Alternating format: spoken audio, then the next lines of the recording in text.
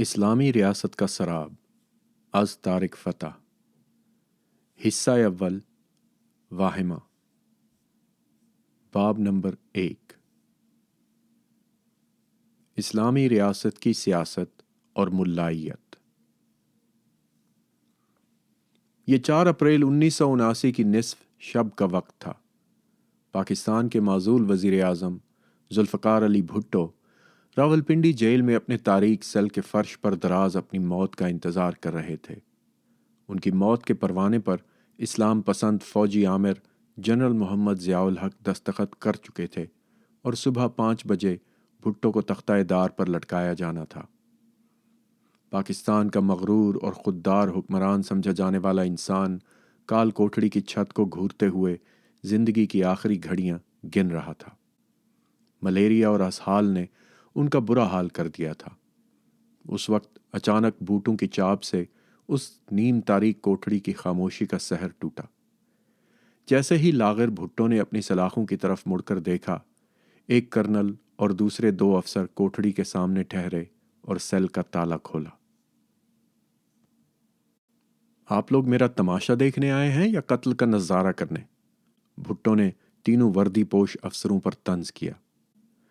Spot چہرے والے colonel نے اس طنز پر کوئی توجہ نہیں دی۔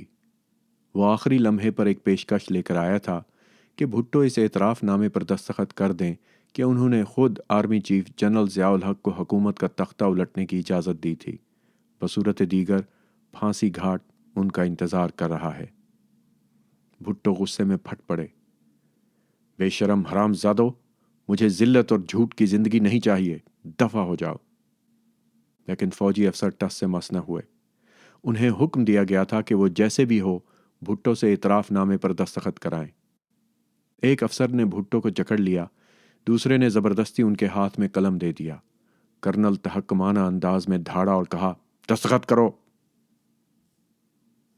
بھوک اور بیماری سے نڈھال ہونے کے باوجود بھٹو لڑے بغیر ہتھیار پھینکنے پر آمادہ نہیں تھے۔ انہوں نے فوجیوں کی گرفت سے خود کو چھڑاتے ہوئے کرنل کے منہ پر مکہ دے مارا۔ اس ہاتھا پائی میں وہ گر پڑے اور ان کا سر دیوار سے ٹکرا گیا۔ وہ بے ہوش ہو کر گر گئے۔ فوجیوں نے انہیں اٹھانے کی کوشش کی تو دیکھا کہ بھٹو کا جسم بے جان تھا۔ کرنل گھبرا گیا۔ بھلا کوئی لاش بھی کسی اعتراف نامے پر دستخط کر سکتی ہے؟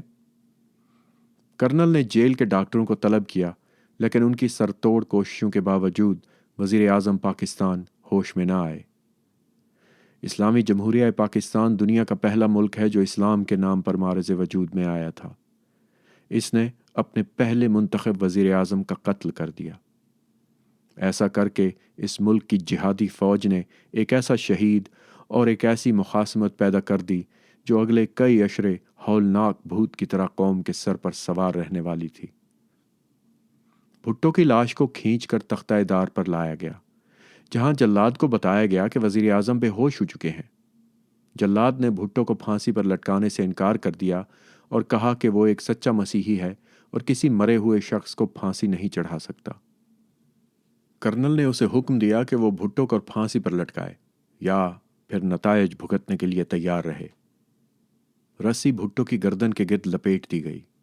ان کا جسم پھانسی گھاٹ پر کھینچ کر کھڑا کر دیا گیا اور ان کے پاؤں کے نیچے سے تختہ ہٹا دیا گیا۔ اگرچہ بے شمار بے گناہ افراد کو پھانسی پر چڑھانے کی مثالیں موجود ہیں، لیکن چند ہی لوگ ایسے ہوں گے جنہیں 2 مرتبہ قتل کیا گیا ہو۔ قبل ازیں اسی روز ذوالفقار علی بھٹو نے اپنی اہلیہ بیگم نصرت بھٹو اور صاحبزادی بے نظیر کو آخری بار الوداع کہا۔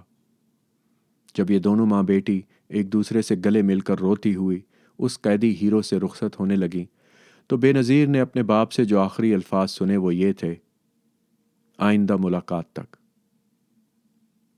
ان دونوں میں دوبارہ ملاقات اس وقت ہوئی ہوگی جب دسمبر 2007 میں مسلح افراد نے بے نظیر بھٹو کو قتل کر دیا۔ یہ جائے وقوع اس جیل کی کوٹھڑی سے بمشکل چند میل دور ہے جہاں ان کے والد کو قتل کیا گیا تھا۔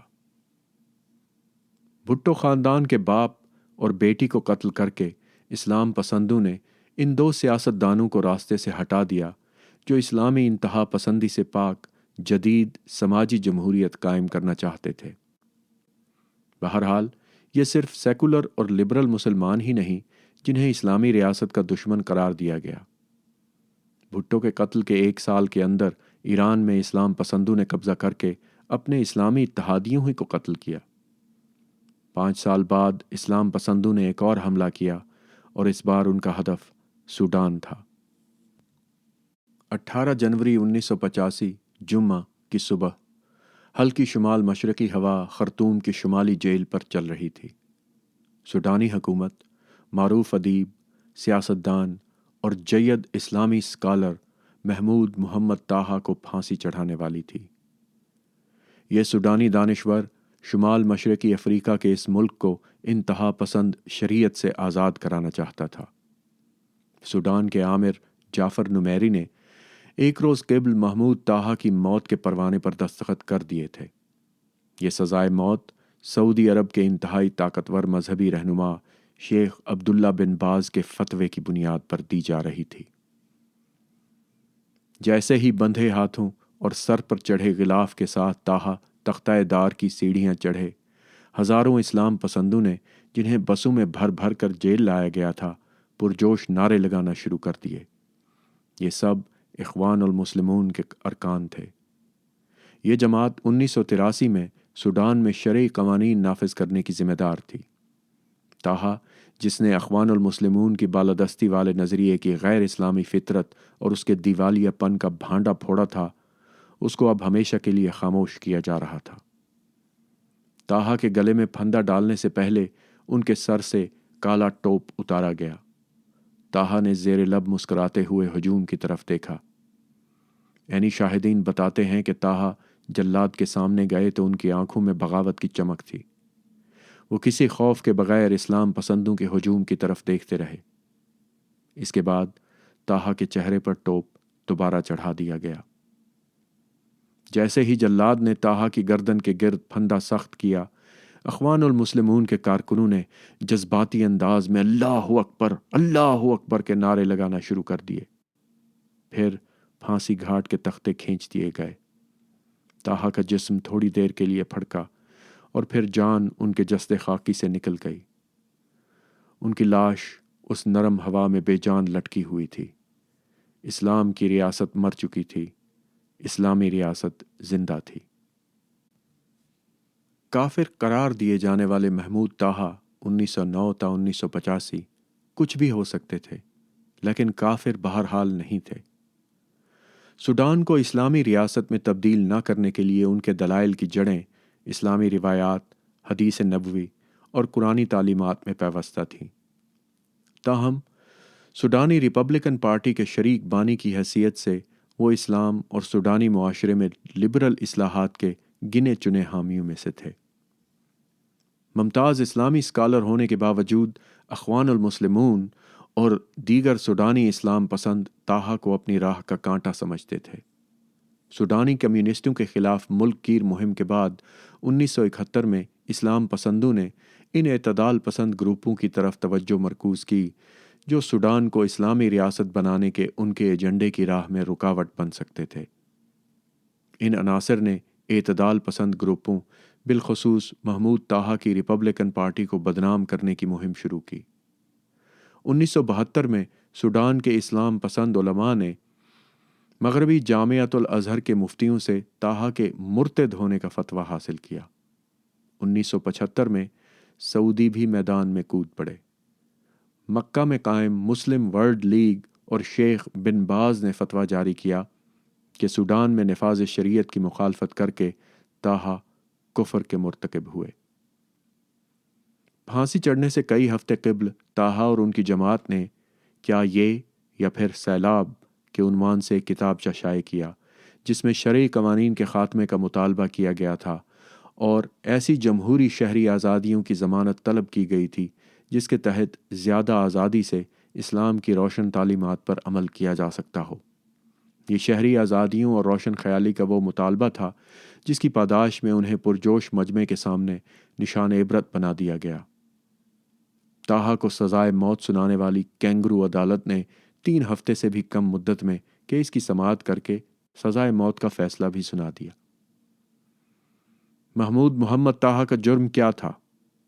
اسلامی معیار کے مطابق وہ ایک نیکوکار مسلمان تھے اور اسلام کی ریاست یعنی اسٹیٹ آف اسلام میں رہ رہے تھے۔ تاہم ان کی یہ اسلام کی ریاست دراصل اسلامی ریاست یعنی اسلامک اسٹیٹ سے متصادم ہو گئی۔ تاہا اسلامی ریاست کی مخالفت کے نتائج سے آگاہ تھے۔ انہیں معلوم تھا کہ 1000 سال سے زیادہ اسلامی تاریخ میں اقتدار کے بھوکے سیاستدانوں، آمروں، بادشاہوں اور خلفاء نے جب بھی اسلام کے نام پر دیو مالائی ریاست قائم کرنے کی کوشش کی تو مسلمانوں ہی کے خون کی ندیاں بہہ گئیں۔ تاہا جیسے قابل احترام مسلمانوں کو اسلام پسند ایجنڈے کی راہ میں رکاوٹ ڈالنے پر اپنی جانوں یا آزادیوں سے ہاتھ دھونا پڑے، ان کے سر حکومتوں نے یا پھر اسلام پسندوں نے اسلام کے عظیم نام پر قلم کر ڈالے اور اسلام کے نام پر دھبا لگایا۔ تاہا کے قتل سے ہمیں اندازہ ہوتا ہے کہ اسلام پسند ان مسلمانوں کی آوازوں کو خاموش کرنے کے لیے کس حد تک جا سکتے ہیں جو ان کی مخالفت میں بلند کی جاتی ہیں۔ حالانکہ محمود طاہا سیکولر نہیں تھے، وہ نہ تو مصر کے جمال عبد الناصر کی طرح قوم پرست تھے، نہ صدام حسین کی طرح بوسی، یا پھر شام کے سیاسی رہنما خالد بغدش کی طرح کمیونسٹ تھے۔ محمود طاہا سوڈان کے اسلامی اسکالر، حریت پسند، مبلغ اور پیش امام تھے۔ وہ ایک صاحب بصیرت شخص تھے جو دنیا کو اس ملائیت کی تباہ کاریوں سے بچا سکتے تھے جس کی طرف آج وہ جا رہی ہے۔ ان کی داستان اسلام پسندوں کے ایجنڈے کے مخالفین کو لاحق خطرات کی نشاندہی کرتی ہے، اور اس ایجنڈے کو میں سیاسی اسلام قرار دیتا ہوں۔ سیاسی اسلام کا جائزہ لیتے ہوئے اور محمود طاہا کی سرعام پھانسی پر تبصرہ کرتے ہوئے عرب دنیا کے بائیں بازو کے ممتاز مصری دانشور مصنف سمیر امین نے کہا، سوڈان کے محمود طاہا واحد اسلامی اسکالر تھے جنہوں نے اسلام کی تشریح میں آزادہ روی کا عنصر شامل کیا۔ طاہا کی پھانسی پر کسی بنیاد پرست یا اعتدال پسند تنظیم نے احتجاج نہیں کیا، نہ ہی اسلام کی نشات ثانیہ کے علم برداروں نے ان کا دفاع کیا۔ وہ لوگ بھی خاموش رہے جو ایسی تحریکوں سے مکالمے کے حامی ہیں، حتیٰ کہ مغربی میڈیا نے بھی اس کا کہیں ذکر نہیں کیا۔ سمیرہ امین نے ٹھیک کہا ہے کہ کینیڈا، امریکہ اور برطانیہ میں اسلامی تنظیموں یا مسلمانوں پر بکثرت رائے زنی کرنے والوں نے بھی اسلام پسند سوڈانی حکومت کے ہاتھوں طاہا کی پھانسی پر احتجاج کرنے کی زحمت گوارا نہیں کی۔ ایسا کیوں ہوا؟ 7ویں صدی عیسوی میں مدینہ میں پہلی خلافت کے قیام کے بعد سے علماء مسلمانوں کو ذہن نشین کراتے چلے آئے ہیں کہ دنیا بھر میں اسلام پھیلانے کا مشن کسی اسلامی ریاست کے قیام کے بغیر کامیاب نہیں ہو سکتا۔ خلفاء اور اماموں کے اس فرمان شاہی کو تقریباً آفاقی قبولیت حاصل ہو چکی ہے، حالانکہ قرآن مجید اور رسول اللہ نے مسلمانوں کو ایسی ریاست قائم کرنے کے لیے کبھی نہیں کہا۔ حتیٰ کہ اسلام کے 5 بنیادی ارکان کلمہ، نماز، روزہ، زکوٰۃ اور حج جن پر عمل کرنا مومن کے لیے ضروری ہے، ان میں بھی اسلامی ریاست کے قیام کا کوئی اشارہ نہیں ملتا۔ ایسا نہیں ہے کہ اسلام کے ابتدائی دور میں مسلمانوں کو اسلامی ریاست قائم کرنے کا موقع نہ ملا ہو۔ خلفائے راشدین، جن کا باب 7 میں تفصیل سے ذکر ہوگا، کے دور سے امویوں اور عباسیوں کی خلافت اور سینکڑوں بادشاہتوں میں یہ موہوم اسلامی ریاست قائم کرنے کی کوشش کی گئی، لیکن کوئی بھی اس میں کامیاب نہ ہو سکا۔ کچھ حکمرانوں نے اگرچہ اپنے ذاتی مثالی کردار اور دیانت کا نمونہ پیش کیا، لیکن جیسے ہی ان کی آنکھیں بند ہوئیں، قط و غارت شروع ہو گئی۔ اگر مسلمانوں کے عروج کے دور میں اسلامی ریاست کا قیام ممکن نہ ہو سکا، تو آج جب مسلمان انتہائی کمزور ہیں اور تعلیم، سائنسی علوم سے بہت دور ہیں، تو یہ خواہش کیسے پوری ہو سکتی ہے؟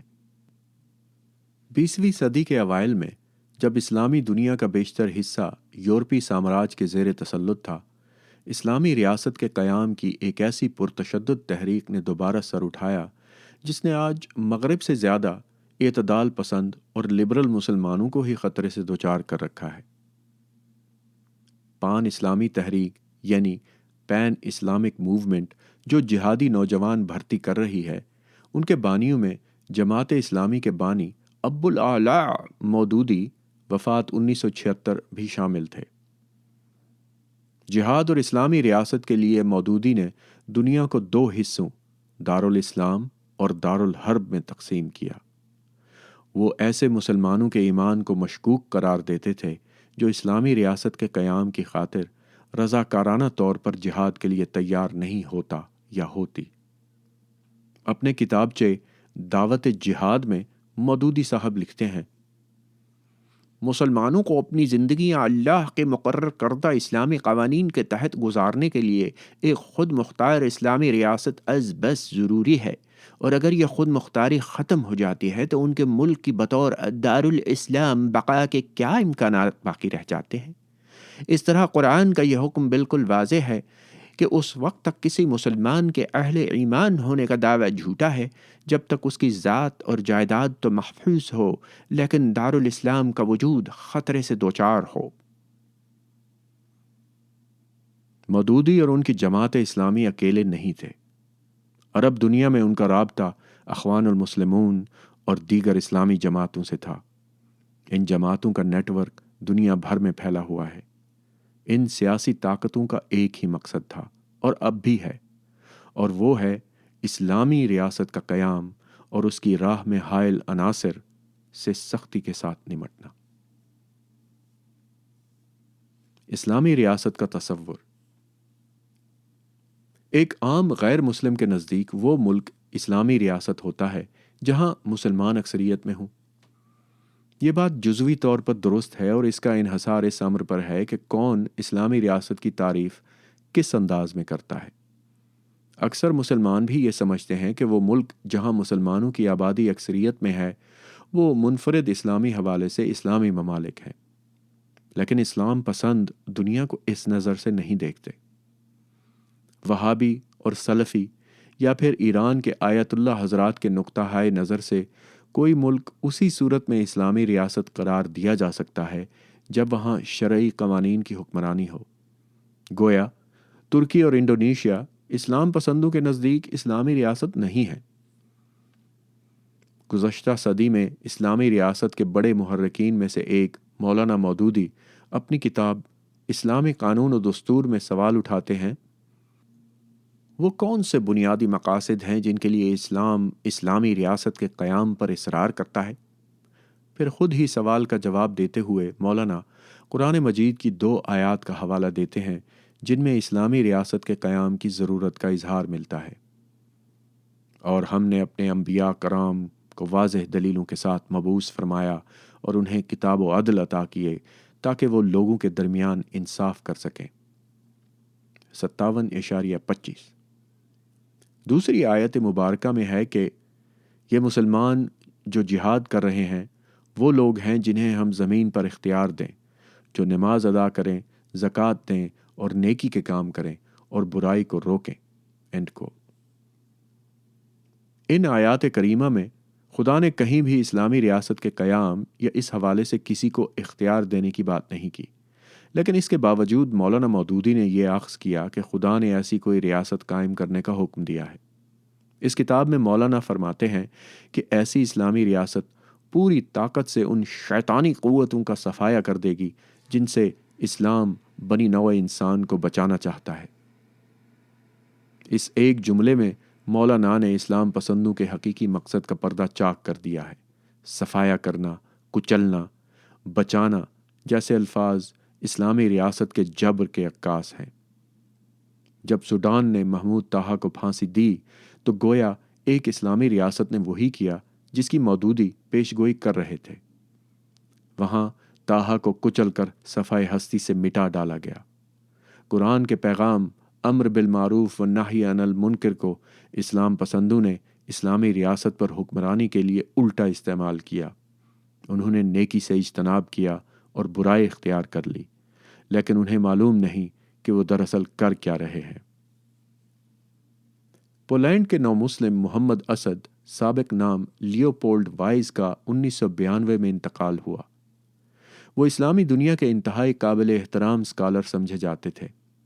انہوں نے قرآن کی تفسیر سمیت اسلامی ریاست کے موضوع پر بھی بہت لکھا۔ جب 1947 میں پاکستان کا قیام عمل میں آیا تو ایک یہودی ربی کا یہی پوتا تھا جسے ملک کا آئین بنانے میں معاونت کے لیے بلایا گیا۔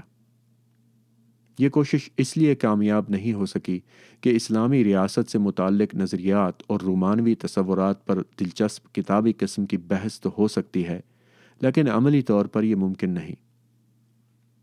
اسد لکھتے ہیں کہ اسلامی تاریخ کا بڑا حصہ اسلامی ریاست سے متعلق ایک مبہم اور الجھی ہوئی خواہش کے زیر سایہ پروان چڑھا۔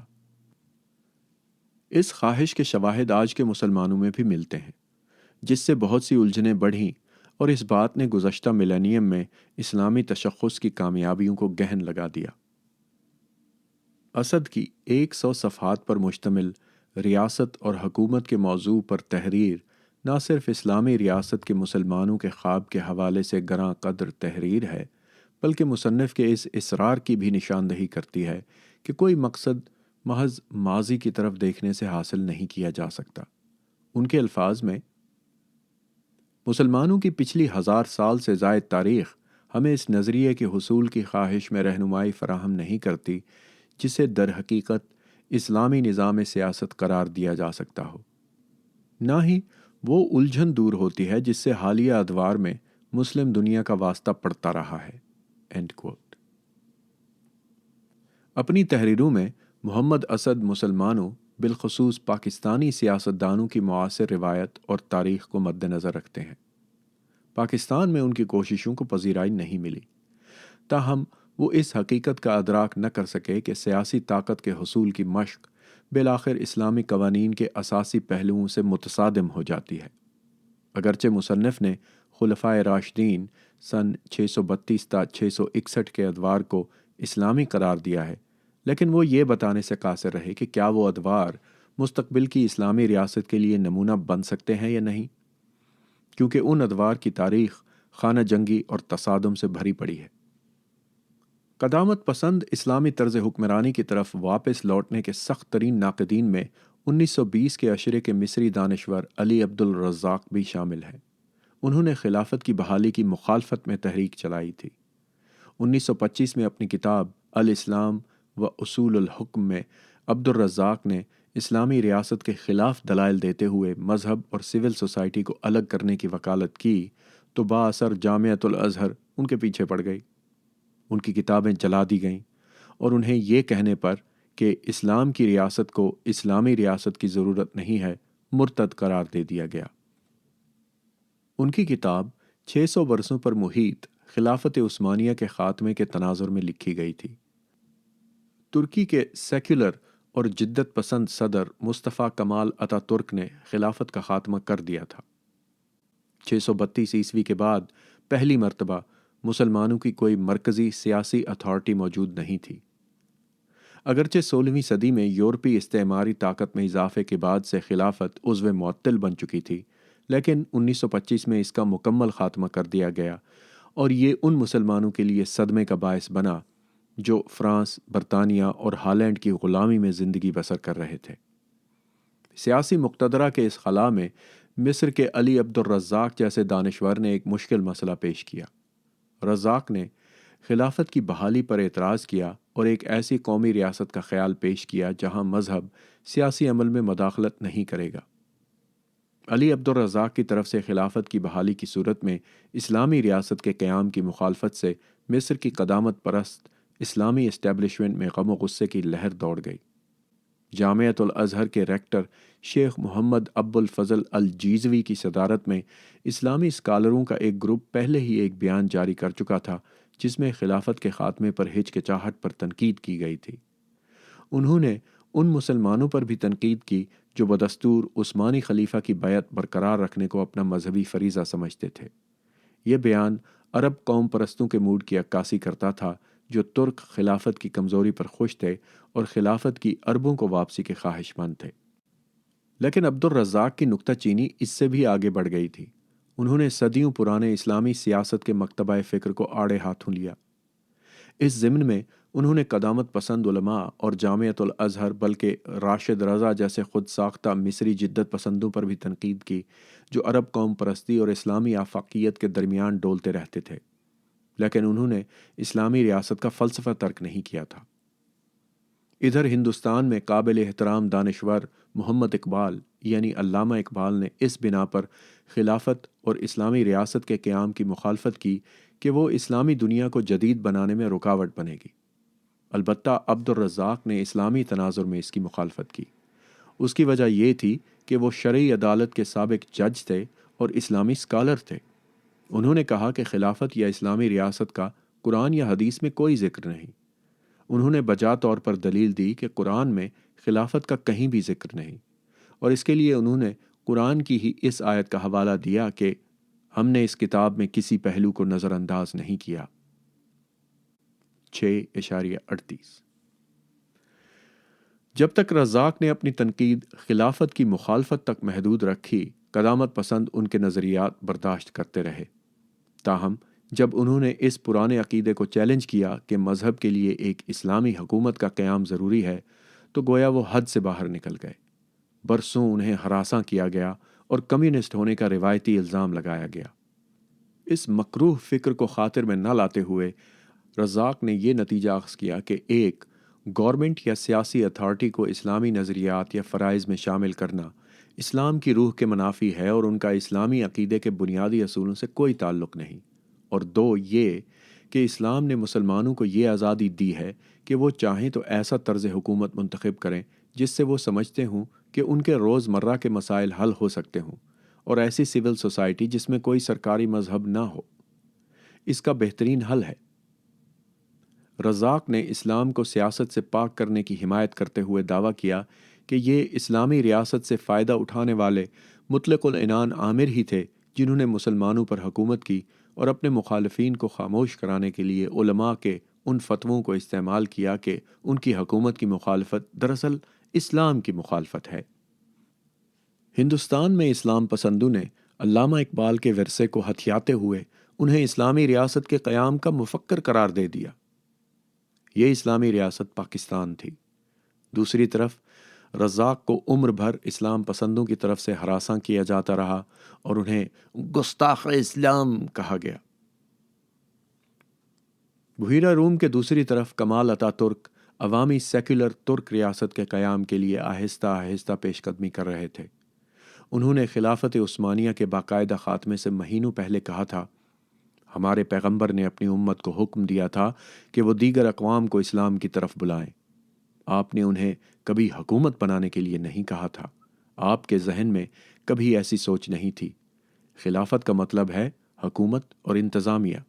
یہ تصور کہ ایک خلیفہ تمام مسلمانوں پر سپریم مذہبی اتھارٹی کے اختیارات استعمال کرے، محض کتابی بات ہے جس کا حقیقت سے کوئی تعلق نہیں۔ End quote. خلافت عثمانیہ کی بحالی کی تحریک ہندوستان میں کافی مضبوط تھی، جہاں اس کی قیادت کوئی اور نہیں بلکہ ایک قوم پرست رہنما مہاتما گاندھی کر رہے تھے۔ مصر کی طرح ہندوستانی مسلمان بھی صدیوں پرانے خلافت کے ادارے کے خاتمے پر حیران و پریشان تھے۔ ایک طرف جہاں مسلمانوں کی 7 کروڑ کی بڑی آبادی خلافت کے خاتمے پر صدمے سے دوچار تھی، وہاں علامہ اقبال جیسے مفکر، شاعر خلافت کو خیر باد کہنے کے کمال اتا ترک کے موقف کے حامی تھے۔ انہوں نے کہا کہ ترکوں نے یہ فیصلہ اجتہاد کے اسلامی فلسفے کو بروئے کار لا کر کیا ہے۔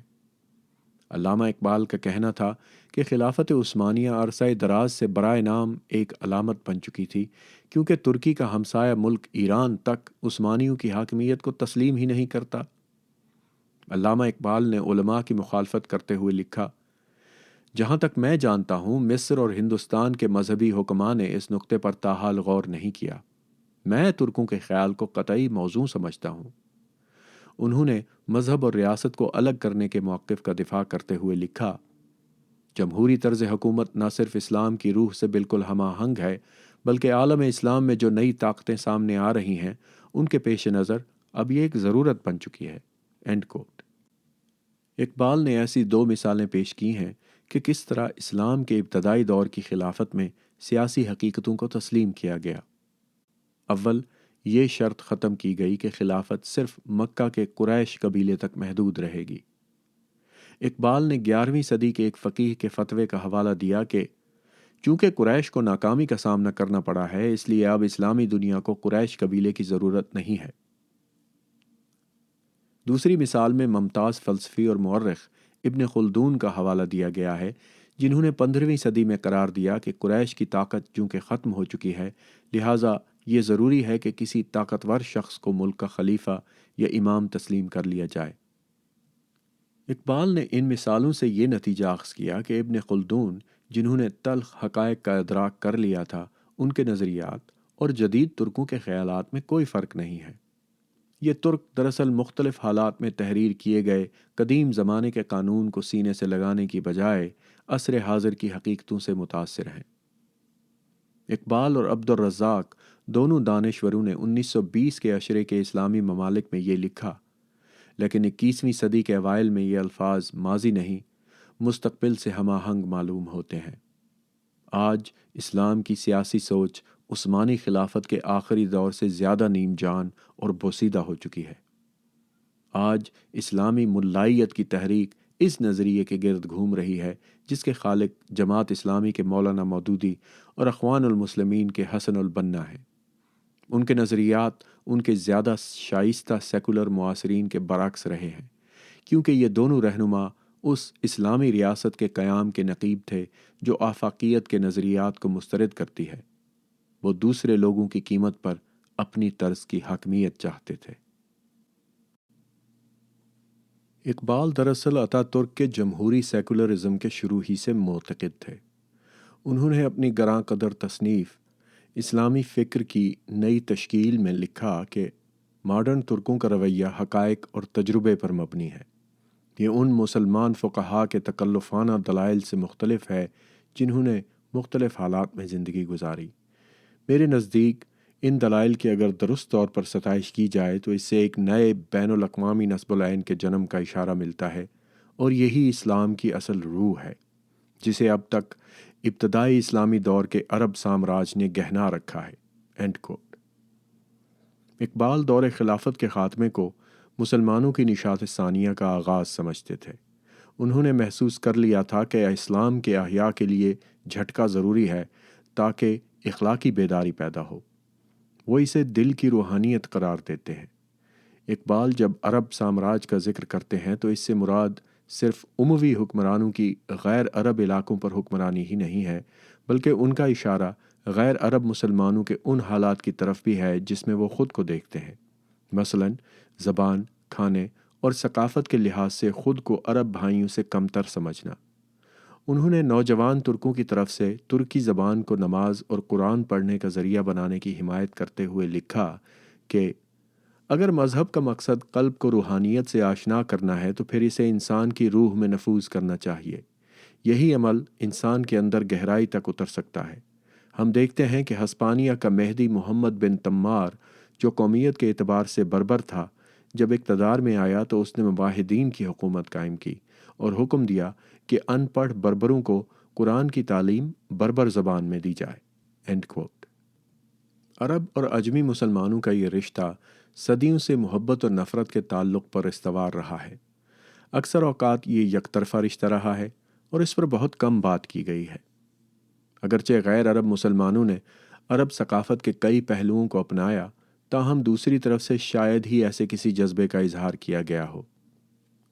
چاہے یہ عربوں اور بربروں کا نحیف تعلق ہو یا پھر عربوں اور ایرانیوں کی نہ ختم ہونے والی باہم عدم اعتمادی ہو، یہ عرب دنیا میں زیادہ تر نظر انداز ہی کی گئی۔ اقبال کی طرف سے عرب سامراج کی اصطلاح سے عرب خطے کے انتہائی لبرل حلقوں کو بھی صدمہ پہنچا اور ان کی طرف سے بھی اس کی مذمت کی گئی۔ یہ ہے حقائق سے انکار کی حالت۔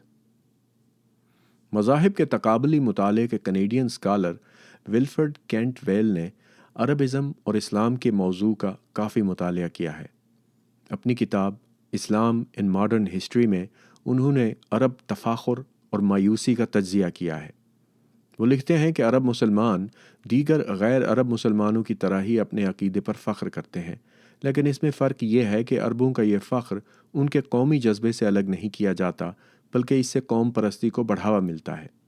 اس طرح جہاں ملائیشیا اور صومالیہ میں اسلامی ریاست کے حامی عرب تہذیب و تمدن کو اپنی اسلامی شناخت کا حصہ سمجھتے ہیں، وہاں مصر میں اسلامی ریاست کے قیام کے حامی افراد نائجیریا یا انڈونیشیا کا ثقافتی رنگ اختیار کرنے کا سوچ بھی نہیں سکتے۔ اس قسم کے غیر حقیقی تعلق کا جنوبی ایشیا اور پاک و ہند کے مسلمان تارکین وطن پر بہت برا اثر پڑا۔ ولفرڈ اسمتھ، جنہوں نے 1946 تک اس وقت کے ہندوستانی شہر اور آج کے پنجاب کے دارالحکومت لاہور میں تدریس کا کام کیا، یہ سمجھتے ہیں کہ عرب دنیا میں اسلامی نظریہ مذہب سے وابستگی کا اظہار نہیں بلکہ ان کی ملکیت کا اعلان ہے۔ وہ لکھتے ہیں کہ کس طرح عرب اسلامی شناخت میں نسل اور مذہب ایک دوسرے میں گڈمڈ ہو جاتے ہیں، جبکہ ہند اسلامی اور ایران اسلامی انفرادیت میں یہ عنصر موجود نہیں ہے۔ ولفرڈ اسمتھ لکھتے ہیں کہ اسلام اور عرب نسل کا امتزاج بعض اوقات غیر شعوری طور پر بہت قریب ہوتا ہے۔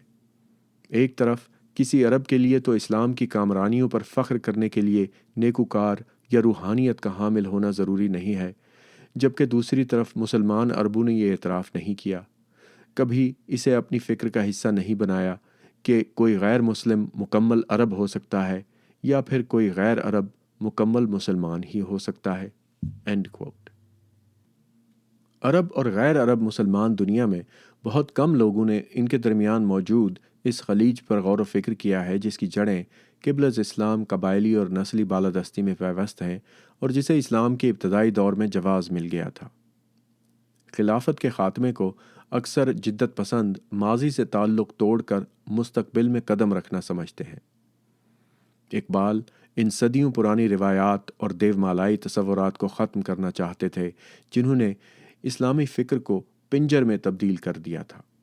ترکوں کی جدت پسندی کو انہوں نے نئے امکانات کا دریچہ سمجھا۔ انہوں نے مسلمانوں سے کہا کہ وہ ترکوں کی تقلید کریں اور قرون وسطیٰ کی زنجیریں توڑ ڈالیں۔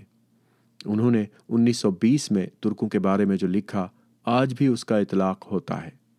جدیدیت کی طرف ترکوں کے سفر کی تعریف کرتے ہوئے علامہ اقبال لکھتے ہیں، سچ تو یہ ہے کہ اقوام مسلم میں سے صرف ترک دقیانوسی خواب غفلت سے جاگے ہیں اور خود شناسی حاصل کی ہے۔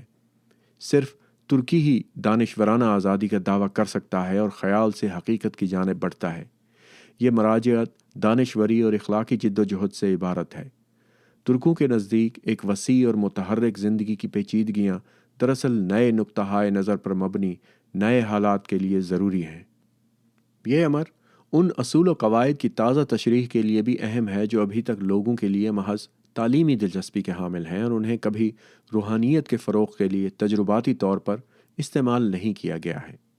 میرے نزدیک یہ انگریز مفکر ہابز تھے جنہوں نے یہ آبزرویشن دی کہ دقیانوسی خیالات اور محسوسات کو اختیار کرنا ایسے ہی ہے جیسے کوئی خیالات اور احساسات سرے سے موجود ہی نہ ہوں۔ یہی حالت آج کے مسلمانوں کی اکثریت کی ہے۔ وہ میکانیکی انداز میں پرانی روایات کو دہرا رہے ہیں جبکہ ترک قوم نئی اقدار قائم کر رہی ہے۔ طویل تجربات سے گزرنے کے بعد وہ خودی کی گہرائی سے آشنا ہو گئی ہے۔ ان کے اندر زندگی نے حرکت اور تبدیلی شروع کروا دی ہے اور ان کے اندر نئی خواہشات کو جنم دے دیا ہے۔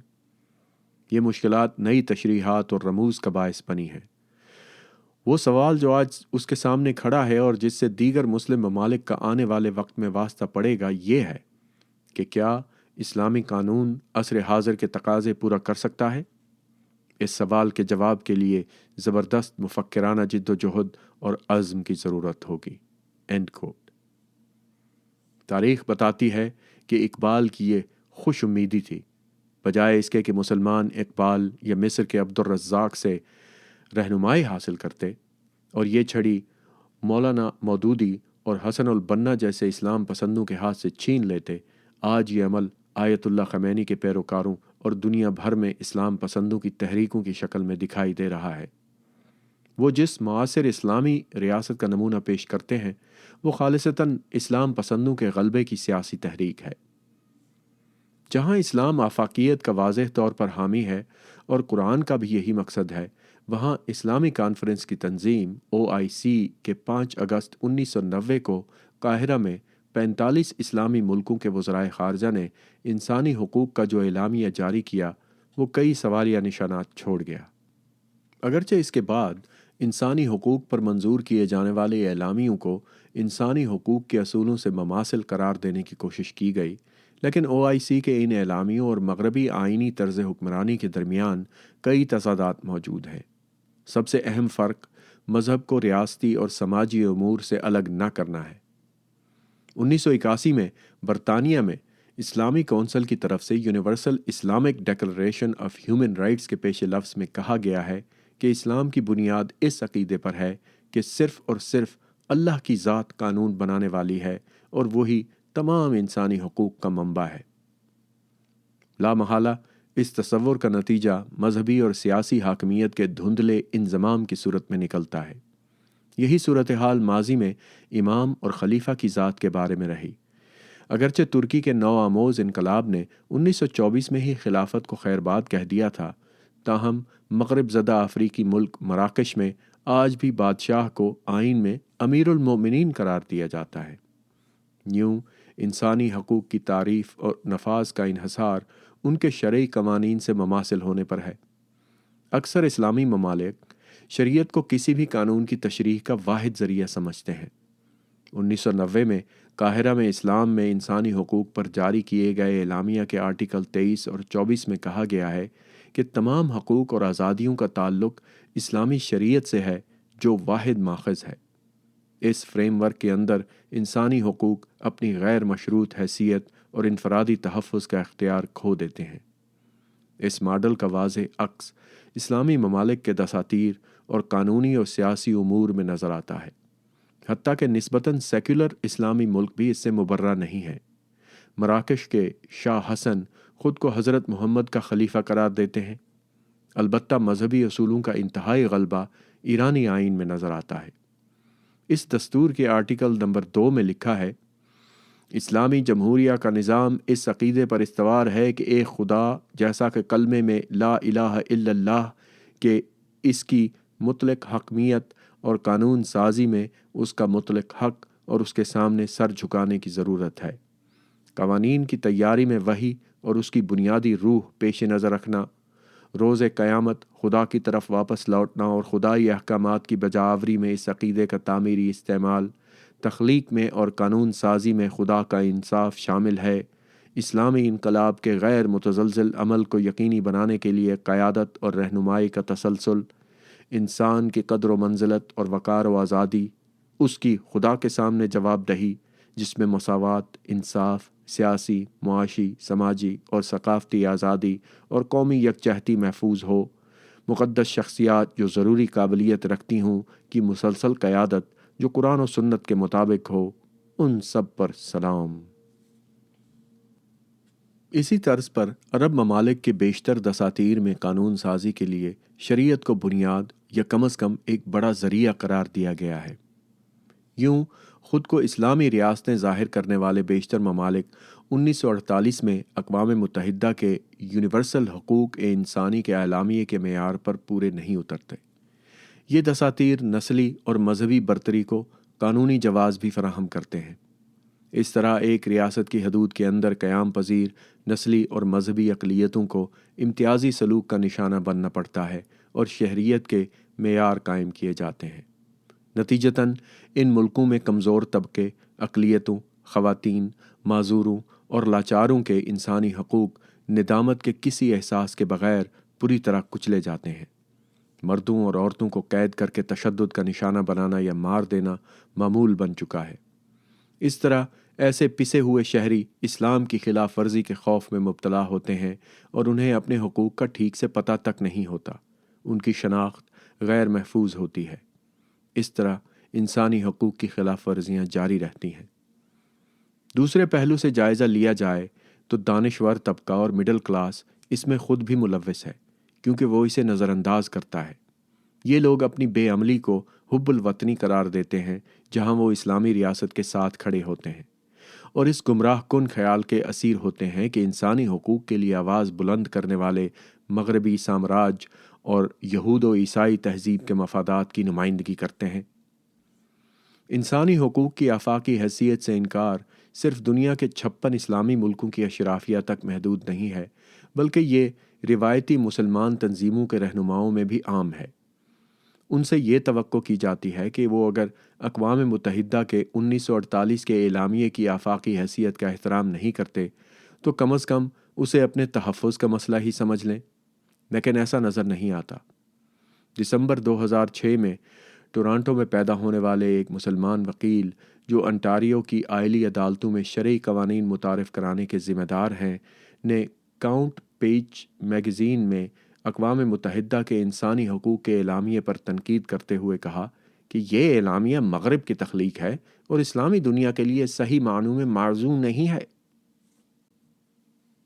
اسلام پسندوں کی طرف سے مغرب کی مذمت نہ تو سامراجیت کی مخالفت کا اظہار ہے، نہ نو آبادیاتی نظام کے تباہ کن مضمرات کے خلاف غم و غصے کی علامت ہے۔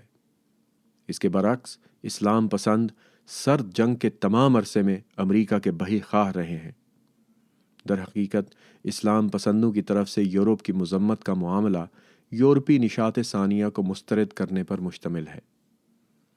مولانا مودودی نے اپنے کتابچے جدید دور کی اقوام عالم میں نشاط ثانیہ کے حوالے سے کہا ہے کہ مختصر یہ کہ مادر پدر آزادی کا یہ مہلک بیج یورپی نشاط ثانیہ کے دور میں بویا گیا اور اس نے آنے والی صدیوں میں ایک تناور اور ہلاکت خیز درخت کی شکل اختیار کر لی۔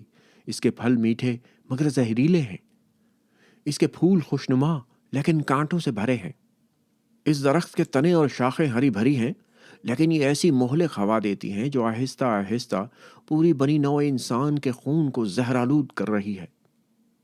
اہل مغرب جنہوں نے خود اپنے ہاتھوں سے یہ زہرآلود درخت لگایا تھا اب اس کا خمیازہ بھگت رہے ہیں۔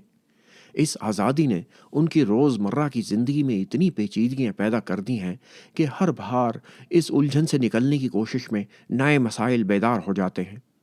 ایک شاخ کاٹو، کئی اور بلکہ پہلے سے زیادہ زہریلی شاخیں نکل آتی ہیں۔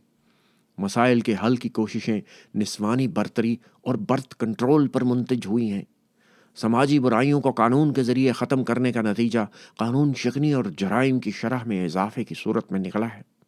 مختصر یہ کہ تہذیب و تمدن کے اس زہریلے درخت سے نہ ختم ہونے والی مشکلات نے جنم لیا ہے اور ان مشکلات نے اہل مغرب کی زندگی کو جہنم بنا کر رکھ دیا ہے۔ اینڈ کوٹ۔ مودودی کی یہ فکر نہ صرف دمشق اور قاہرہ کے اسلام پسندوں کا موقف ہے بلکہ ٹورانٹو، لندن اور نیو یارک میں ان کے بھائیوں کا بھی یہی نقطہ نظر بن چکا ہے۔ اسلام پسندوں کے نزدیک یہ مغرب کے سامراجی عزائم یا سرمایہ دارانہ ہوس نہیں بلکہ مادر پدر آزاد خیالی اور شخصی آزادی ہے جو تشویش کا باعث ہے۔ مختصر یہ کہ جہادی عناصر کے نزدیک مغربی تہذیب اصل مسئلہ ہے نہ کہ اس کے اثرات۔ یہ عناصر نشاط ثانیہ یعنی رینیسانس کے اس زہریلے درخت کو جڑ سے اکھاڑ پھینک کر اس کی جگہ شریعت کا نیا بیج بونے کا حل پیش کرتے ہیں تاکہ اس کی کوکھ سے اسلامی ریاست جنم لے سکے۔ کہا جا سکتا ہے کہ مسلمانوں نے جو اسلام پیش کیے ہیں وہ دو ہیں، ایک وہ جو امن، روحانیت اور دوسرے کے احترام کو قرآن کی روح کے عین مطابق ہونے کا درس دیتا ہے۔ جیسا کہ آیت مبارکہ ہے، تمہارے لیے تمہارا دین اور میرے لیے میرا دین۔ وہ اسلام جس نے لوگوں کو انتہائی متاثر کیا کیونکہ انہوں نے اس کے اندر مسلمانوں کی دیانت، شفافیت، ایمانداری اور سماجی انصاف کا پرتو دیکھا۔ یہ وہی اسلام ہے جس نے انڈونیشیا کو 25 کروڑ آبادی کے ساتھ دنیا کا سب سے بڑا اسلامی ملک بنا دیا ہے۔ کسی عرب یا ترک فوج نے کبھی بھی جزائر کے اس مجموعے کو فتح نہیں کیا۔ کسی مغل شہنشاہ نے جاوا میں ہاتھیوں کی فوج نہیں بھیجی، نہ کسی عباسی خلیفہ کو سماٹرا دیکھنا نصیب ہوا۔ یہ معزز حسب نسب والے لوگ نہیں تھے جو مشرقی ایشیا میں اسلام لائے۔ یہ وہ عام سے تاجر اور روحانی بزرگ تھے جنہوں نے قابل تقلید مثالیں قائم کی۔ انہوں نے کبھی بھی مکی عربوں کے خون سے ناطہ جوڑنے کی کوشش نہیں کی بلکہ اپنے رویے اور کردار کی عظمت اور اپنے اعمال سے لوگوں کو متاثر کیا۔ ان لوگوں کی وجہ سے کروڑوں لوگ مشرف و اسلام ہوئے۔ انہوں نے مسلمان ہو کر بھی اپنی زبان، روایت اور اپنی ثقافت نہیں چھوڑی۔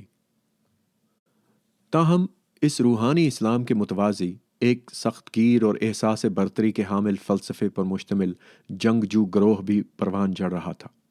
یہ لوگ نہ صرف مفتوح اقوام بلکہ مخالف مسلمانوں کے مفادات پر بھی ریاست، سیاسی قوت اور حاکمیت سے برتری چاہتے تھے۔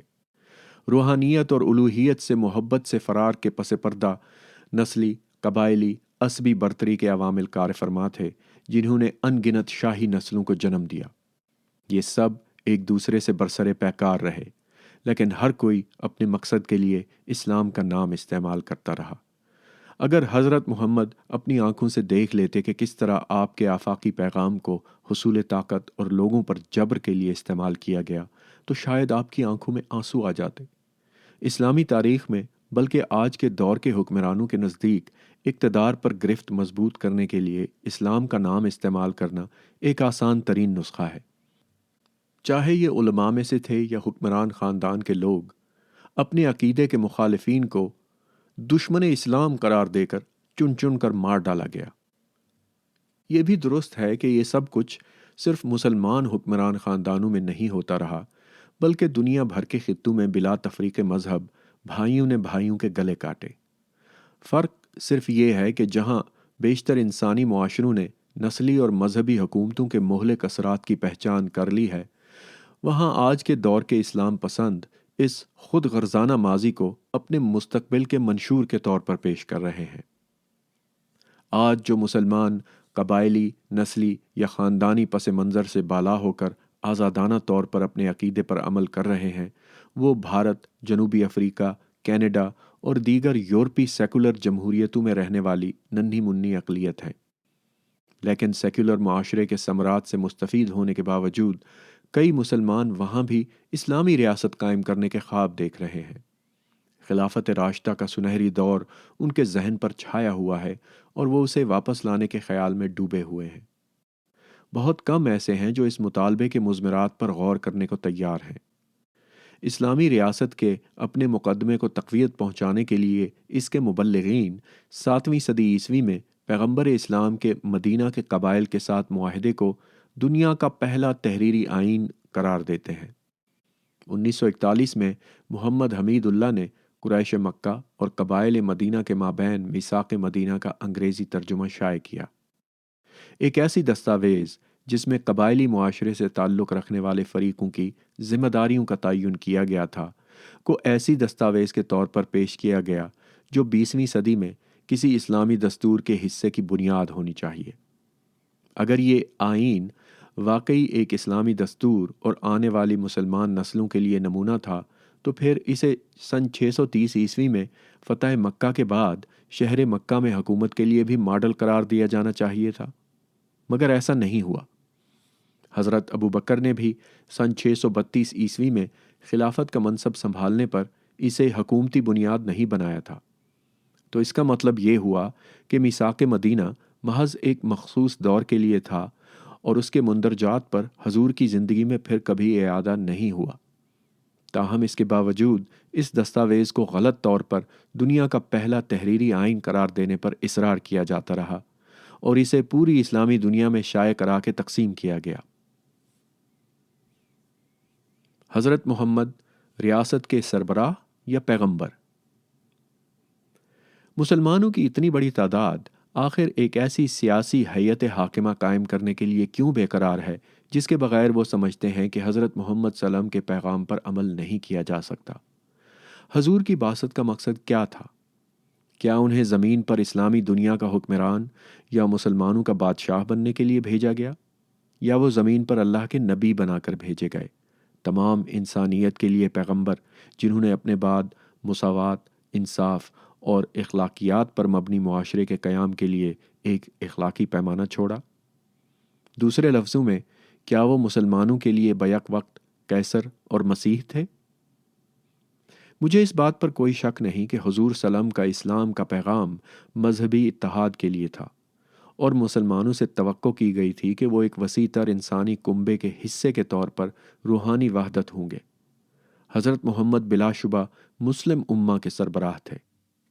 اللہ کا پیغام پھیلانے کے لیے آپ نے کلام اور تلوار دونوں کا سہارا لیا، اور رحلت سے پہلے آپ نے مسلمانوں تک یہ آخری وحی پہنچائی: آج ہم نے تمہارے لیے تمہارا دین مکمل کر دیا۔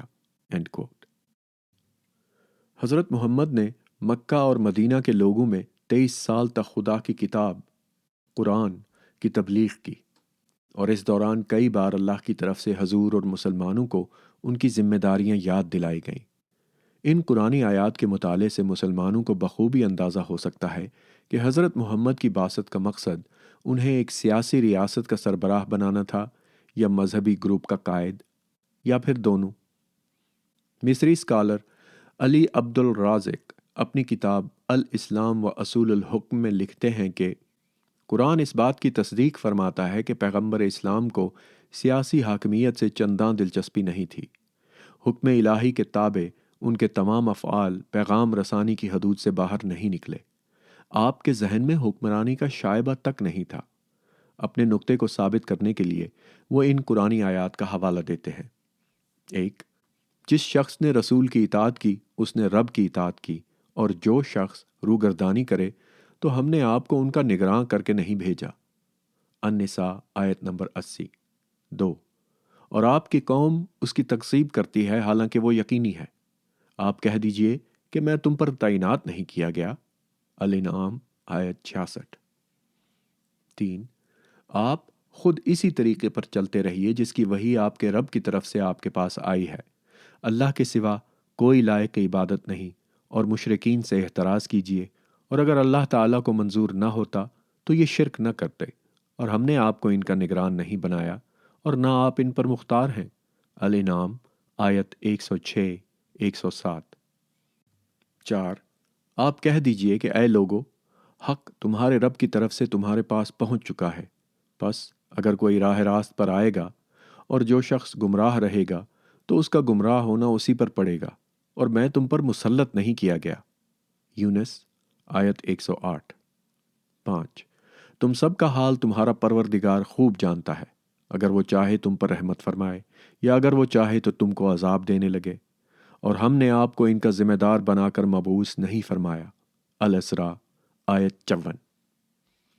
نمبر 6، ہم نے آپ پر یہ کتاب ان لوگوں کے نفع کے لیے اتاری جو حق کو لیے ہوئے ہیں۔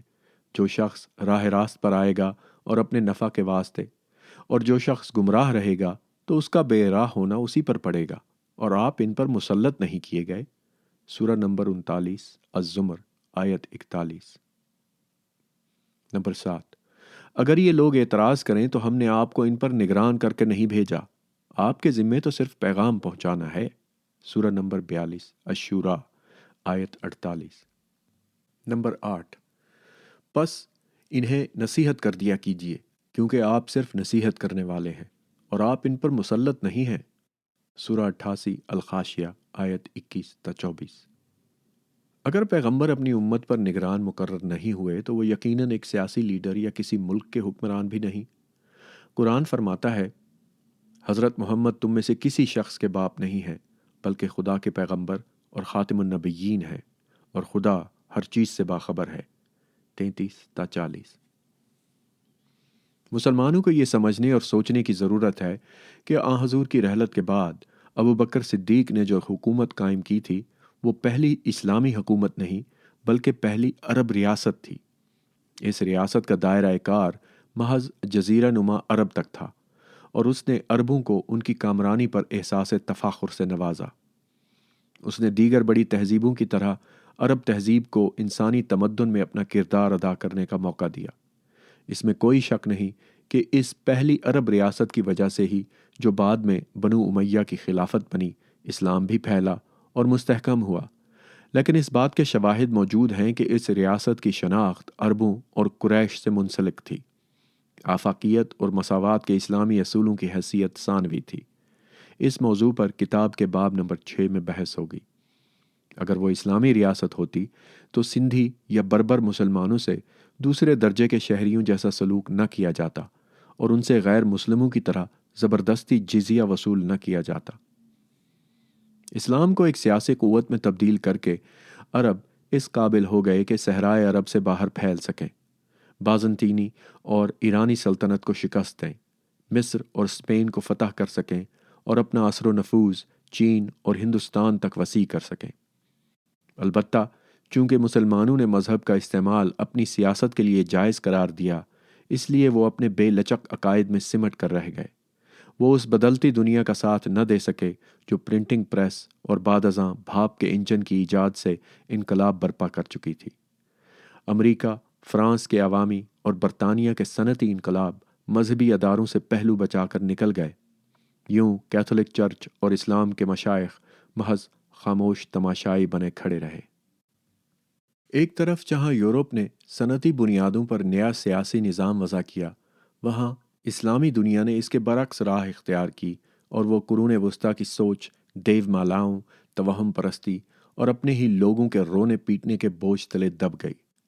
وہ علوم جن سے مسلمانوں نے مغرب کو روشناس کرایا، بھوت بن کر ان پر ہی چھا گئے، کیونکہ علماء نے سائنسی ایجادات اور سیکولر تعلیم کو کافروں کا ورثہ قرار دے کر قرآن کو ہی چیلنج کر رکھا تھا۔ اس دوڑ میں پیچھے رہ جانے اور انسانی زندگی کے کئی محاذوں پر، خواہ وہ کھیل ہوں یا خلائی جستجو، اپنی شکست دیکھتے ہوئے اسلام پسندوں نے اسلامی ریاست کے قیام کو اپنا مطمع نظر بنا لیا، جہاں وہ شریعت کا قانون نافذ کر سکیں، اور یہی وہ چیز تھی جس کے لیے انہیں مغرب سے کچھ مستعار لینے کی ضرورت نہیں تھی۔ مسلم دنیا کو جس تشدد نے اپنے گھیرے میں لے رکھا ہے، اس کا مرکزی نقطہ اسلامی ریاست ہے۔ اسلام کے فروغ کے لیے خلافت کا وجود ضروری قرار دیا گیا، جو ان کے نزدیک فروغ اسلام کے لیے ضروری ہے۔ اسلامی ریاست کے مخالفین میں سے ایک سوڈان نژاد امریکی پروفیسر عبد الہی النعیم ہیں، جو اٹلانٹا کی ایموری یونیورسٹی میں قانون کے استاد ہیں۔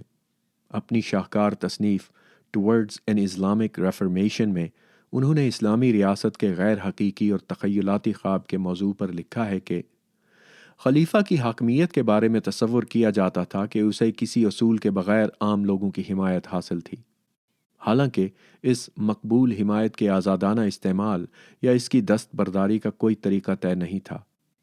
میرے نزدیک اسلامی ریاست کے شرعی ماڈل کے آئینی مسائل کی ایک وجہ تھی۔ اس میں حیرت کی کوئی بات نہیں کہ عبد الہی النعیم جیسے دانشور مسلمان دائیں بازو کے اسلامی مذہبی دھڑے کا پہلا نشانہ بنتے ہیں۔ اسلام پسند عناصر سیکولر، لبرل، ترقی پسند یا کلچرل مسلمانوں کو، حتیٰ کہ قدامت پرست صوفیاء کو بھی مغرب سے بڑا خطرہ سمجھتے ہیں۔ اس کی وجہ یہ ہے کہ اسلام پسندوں کے ایجنڈے کے مخالف مسلمانوں کو اس طرح بے وقوف نہیں بنایا جا سکتا جس طرح بائیں بازو کے سادہ لو لبرل سیاستدانوں کو بنایا جا سکتا ہے۔ دراصل بنیاد پرست جہادی اور ان کے اسلام پسند حمایتی کئی اشروں سے اپنے ساتھی مسلمانوں کو ہی نشانہ بنا رہے ہیں۔ مغرب سے ان کا ٹکراؤ تو کل کی بات ہے۔ سامراج مخالف چولا پہننے سے قبل یہ اسلام پسند امریکہ کے کرائے کے ٹٹو تھے۔